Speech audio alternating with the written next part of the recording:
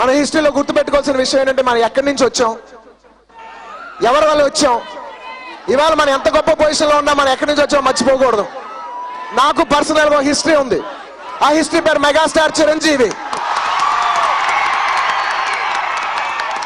ఆయన ఎండలో కష్టపడితే ఆయన నీడ నుంచి పైకి వచ్చాం.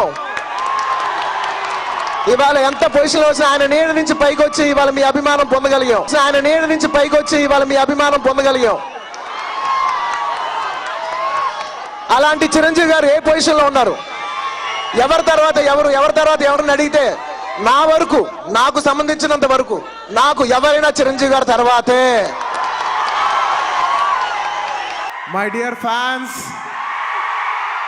నా army, I love you, I love you, I love you, అంతే. I love you, I love you, I love you, I love you.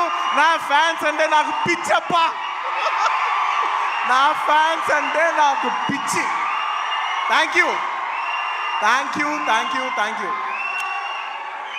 నేను ఎప్పుడు అంటుంటాను, ఏదైనా హీరోని చూసి అందరు ఫ్యాన్స్ అవుతారు.